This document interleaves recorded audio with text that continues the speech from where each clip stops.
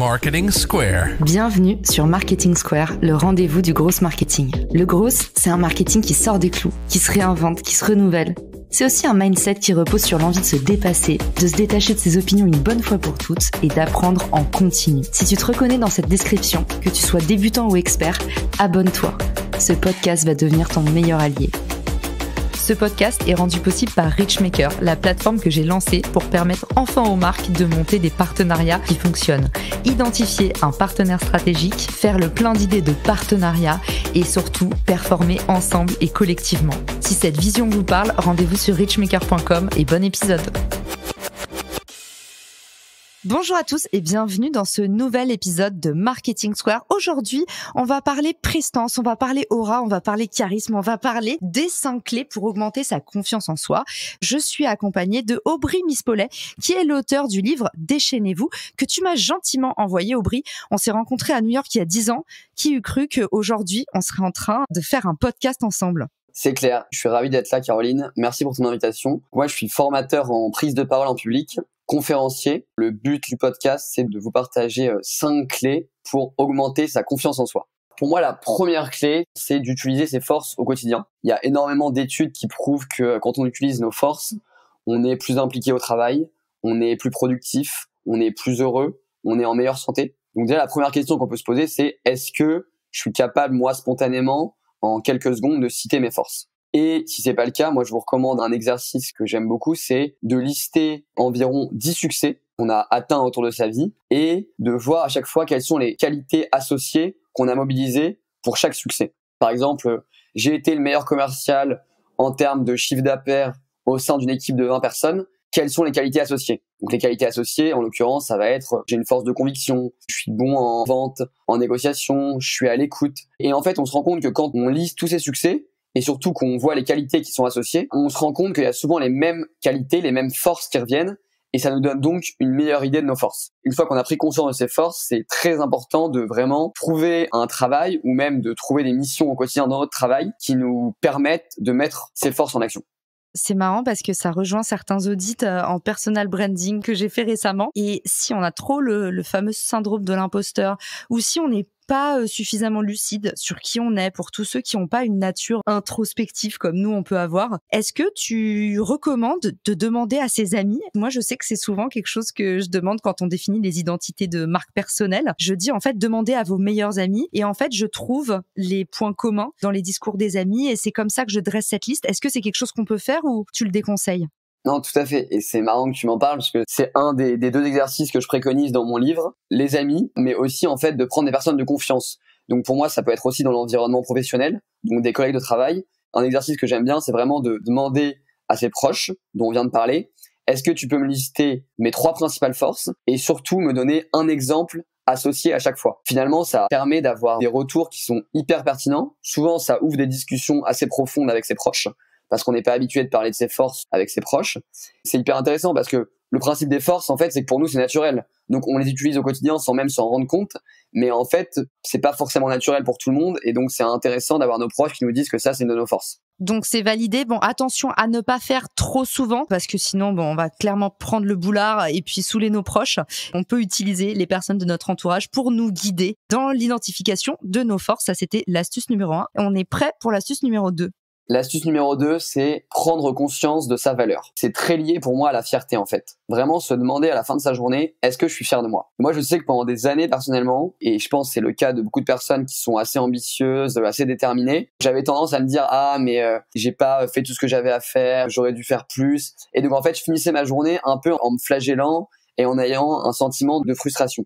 On réplique ça dans le temps, ça devient hyper insidieux, hyper pernicieux. Parce que si en fait on va se coucher chaque soir en se disant qu'on aurait pu faire plus, on est toujours frustré, on n'est jamais fier de soi. Et je pense que c'est très important de renverser complètement ce principe et de se dire, chaque soir on se pose, soit on le fait à l'écrit, soit on le fait dans sa tête, mais on liste vraiment les raisons pour lesquelles on est fier de nous aujourd'hui. Et quelles sont vraiment les choses qu'on a accomplies qui nous rendent fiers.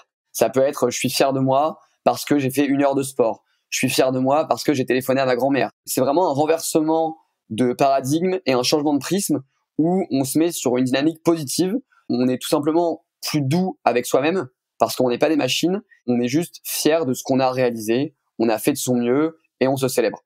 Donc en fait, toi, tu recommandes le journal de gratitude. Chaque jour, vous vous levez et vous prenez les premières minutes de votre journée pour remercier ceux qui vous entourent, pour dire pourquoi vous êtes reconnaissant. Et toi, tu dis en fait, journal des fiertés, tous les soirs, hop, quelle a été la petite fierté de ma journée. Exactement, et même pas qu'une petite fierté. Moi, je pense qu'il faut en écrire le plus possible. On a plein de raisons d'être fier de soi. Et pour aller encore un peu dans cette logique, je pense que c'est aussi important de, en permanence, chercher à ne pas se dévaloriser. Je vois souvent, quand je fais des formations en prise de parole en public, des personnes que je forme qui vont se dévaloriser en disant « Ah, mais moi, je suis pas bon en prise de parole, j'ai un frère qui est plus extraverti, je sais pas communiquer. » Dès qu'on se dit quelque chose de négatif à l'encontre de soi, on ancre une réalité dans la matière. Et donc, c'est vraiment important de chasser ces paroles négatives qu'on a à son encontre et essayer vraiment de les remplacer par quelque chose de positif. Trop bien. On a intégré la clé numéro 2 et je crois qu'on en est à la 3e. La 3e clé, c'est d'être congruent. La congruence, c'est l'alignement cohérent entre ce que nous ressentons et comment nous agissons. C'est vraiment la question de est-ce que j'assume qui je suis au quotidien. Et ça peut prendre plein de formes en fait. C'est par exemple, j'ai décidé que je prenais plus l'avion pour des courts séjours pour des raisons écologiques et j'ai un ami qui me propose un week-end à Lisbonne pour son anniversaire pour 2 jours. Je sais vraiment que j'ai pas envie d'y aller pour cette raison. Et ben c'est juste d'assumer ça auprès de notre ami et de lui dire bah écoute, je suis désolé, j'aurais aimé faire la fête avec toi, mais je prends plus l'avion pour des courts séjours pour des raisons écologiques, donc je vais pas pouvoir venir. Est-ce qu'on peut se voir la semaine prochaine, bis quoi.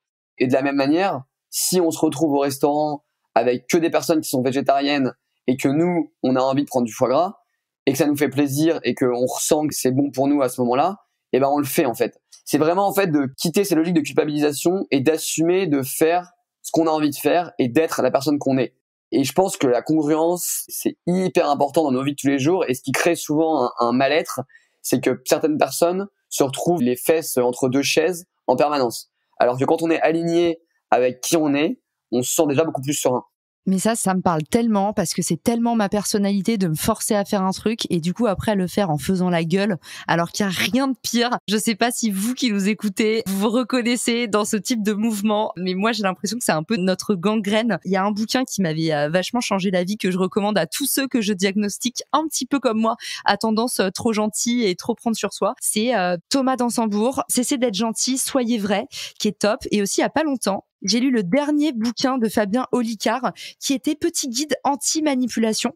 Et en fait, il expliquait comment réussir à dire non. Et il donnait l'exemple de quelqu'un qui, de base, disait contre son gré oui à un ami pour l'aider à déménager la matinée et qui finissait à l'aider pendant toute la journée, à être épuisé, à culpabiliser par rapport à ses autres proches pour lesquels il n'était pas là, à s'en vouloir à lui-même de pas avoir réussi à dire non. Et en plus, son ami n'était pas content parce qu'il y a des énergies négatives et on crée tout un tas de choses quand on fait pas les choses, du coup, avec congruence. Donc je valide 1000 fois et 2 petites ressources supplémentaires pour ceux qui nous écoutent. Pour compléter, c'est savoir dire non, mais finalement quand on dit non, on choisit de dire oui à autre chose en fait. Donc dans chaque exemple que j'ai donné, si par exemple on va pas à cette soirée notre ami, faut aussi juste se dire qu'on se dit oui à soi-même en fait. On se respecte, on dit oui au fait qu'on est fatigué, on choisit de prendre du temps pour soi. C'est comme ça qu'on peut gagner confiance en soi à terme, c'est si on arrête de mettre la vie des autres et le regard des autres en priorité dans notre vie et qu'on accepte juste de s'écouter et de revenir sur soi. Et moi, je suis quand même persuadé qu'on peut à peu près dire, penser et faire n'importe quoi à partir du moment où on s'écoute et qu'on culpabilise pas, si évidemment on reste quand même respectueux des autres. Eh ben, on en est déjà à la 4e clé. C'est Fort Boyard ici, ça n'arrête pas. Bon, je vais la jouer en mode passe-partout. Donc la 4e clé, c'est de s'entourer de personnes qui nous donnent de l'énergie. On parlait d'énergie à l'instant avec la congruence. Et en effet, c'est hyper important de faire les choses dans une énergie positive. Je sais que moi, il m'arrivait de voir des gens par le passé et régulièrement, quand je les quittais, je sentais en fait que j'étais pas bien. C'est-à-dire que j'étais mieux avant de les voir qu'après les avoir vus. Donc ces personnes me plombaient un peu le moral. Soit elles me renvoyaient à des peurs, soit elles créaient de l'anxiété chez moi. Et c'est finalement pas ce qu'on a envie de ressentir quand on passe du temps avec quelqu'un. C'est pour ça que je préconise un exercice qui, moi, m'a beaucoup aidé. C'est de faire une liste de personnes que, quand on les voit, on sent vraiment qu'on est reboosté. C'est-à-dire qu'elles nous donnent de l'énergie, on a des nouvelles idées, on est heureux, on s'est reconnecté à l'être humain et on se sent bien.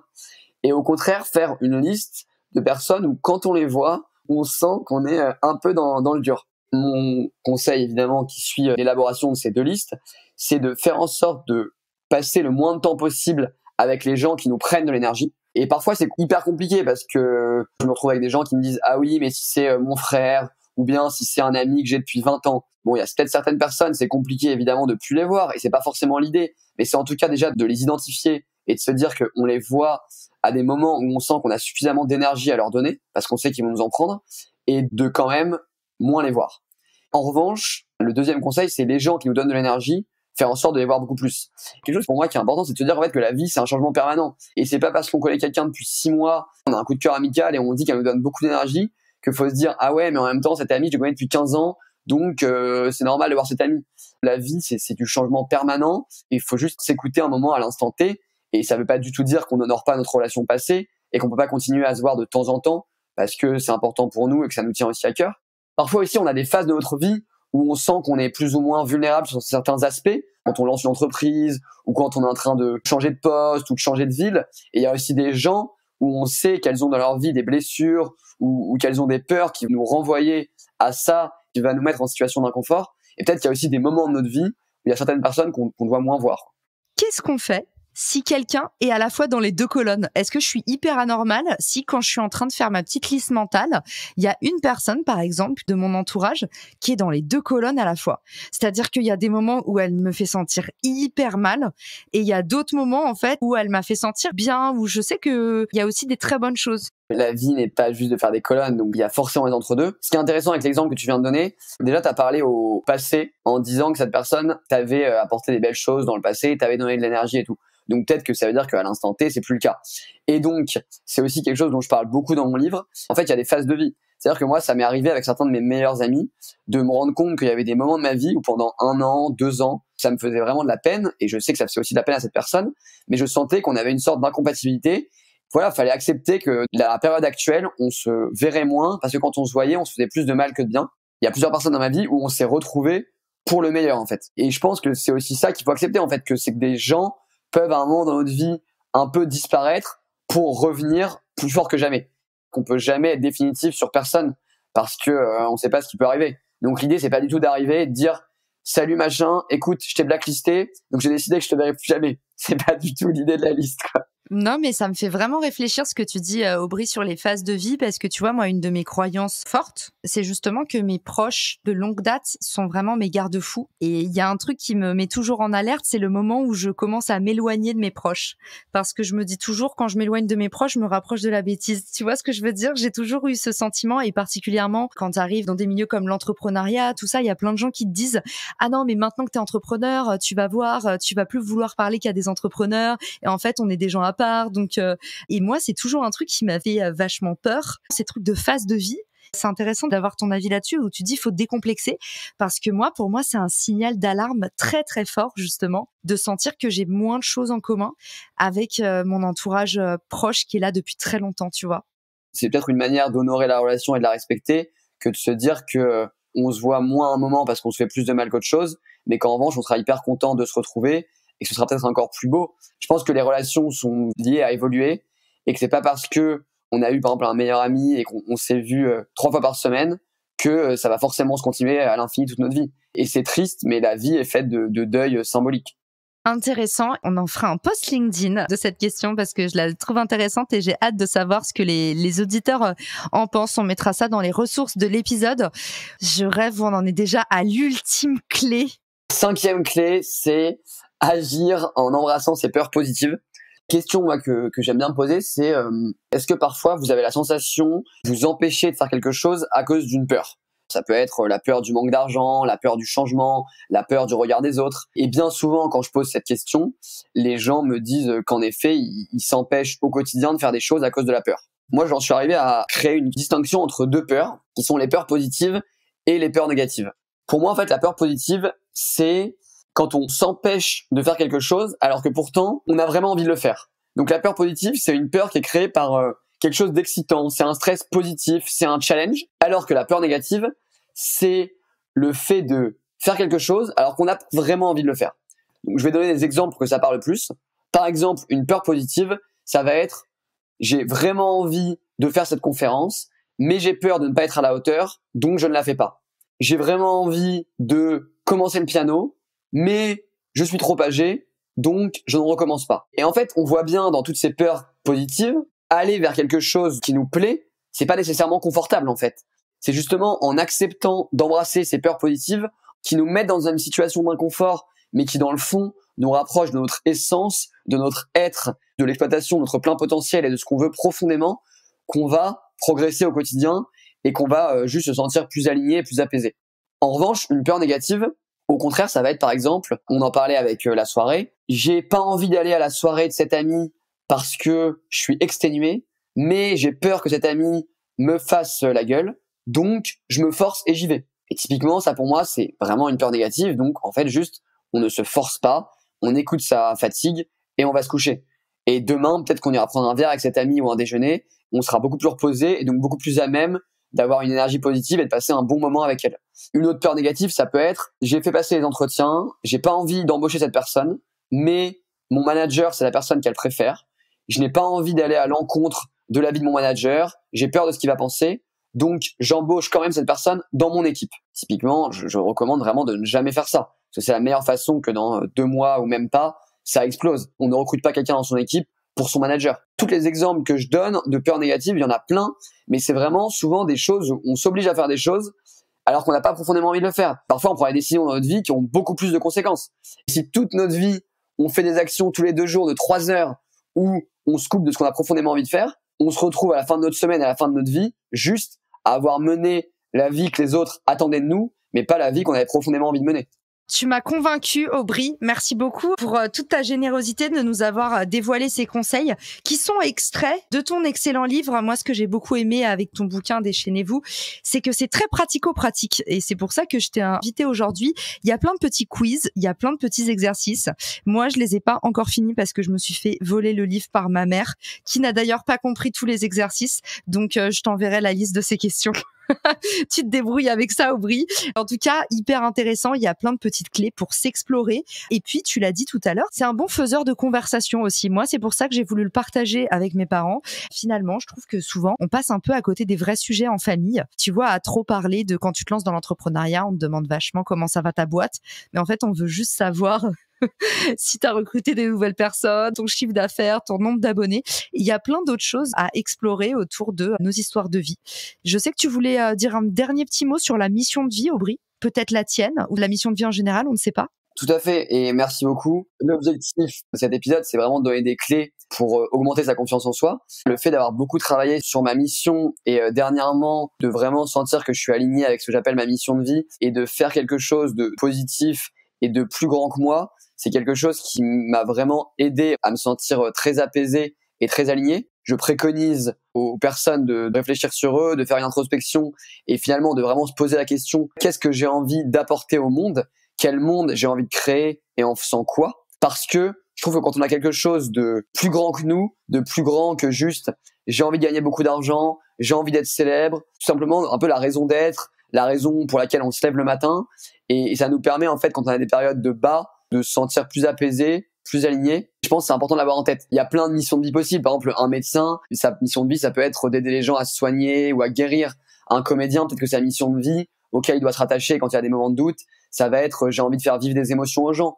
Peut-être qu'un architecte, il va se dire j'ai envie de construire des maisons dans lesquelles les gens se sentent bien. Moi, je sais que personnellement, si je prends ma mission de vie globale, je me dis que j'ai envie de créer un monde de douceur et d'amour en aidant les gens à ouvrir leur cœur. Et c'est ce que j'essaye de faire dans toutes mes activités. Et je sais que d'avoir cette mission que j'ai écrite et d'avoir réfléchi sur ça, ça fait que quand j'ai des moments où je me sens moins bien, je peux me rattacher à ça. Je me sens plus dans une logique d'amour et de générosité que juste sur des objectifs un peu plus, on va dire, court-termistes ou plus tournés autour de ma personne, autour de l'argent ou du succès. Je sens que tu vas avoir un courrier des fans de l'enfer. T'as intérêt à bien surveiller ta boîte aux lettres dans les jours qui viennent, Aubry, parce que je sais qu'il y a beaucoup d'auditeurs qui vont être touchés par tes paroles. En tout cas, moi, c'est mon cas. Merci d'être venu nous partager tout ça. Bravo pour ton livre. Je suis hyper fière de ce que t'es devenu et ça me fait hyper plaisir de recroiser ton chemin. Tu vois, on parlait de chemin de vie. Je mettrai le lien pour se procurer ton bouquin dans les ressources de l'épisode.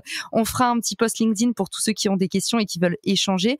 En attendant, où est-ce qu'on peut t'envoyer le fameux courrier du cœur, Aubry? Le courrier du cœur, tu peux me l'envoyer sur LinkedIn principalement ou pourquoi pas sur Instagram. en fonction de ce que les gens préfèrent. Mais en tout cas, merci beaucoup aussi de m'avoir invité à participer à ton podcast. Très honoré aussi, comme quoi la vie est cocasse et marrante, parce que la dernière fois qu'on s'est vu physiquement, je pense que c'était l'été 2012 à New York. C'est marrant d'être tous les deux réunis à distance pour faire cet épisode. Une autre vie en tout cas. Merci à tous pour votre écoute. On a hâte de vous lire. Rendez-vous sur LinkedIn et je vous dis à très vite dans le podcast. Ciao! Si cet épisode te plaît, tu peux le partager en me taguant ou lui laisser 5 étoiles sur Apple Podcast. Marketing Square.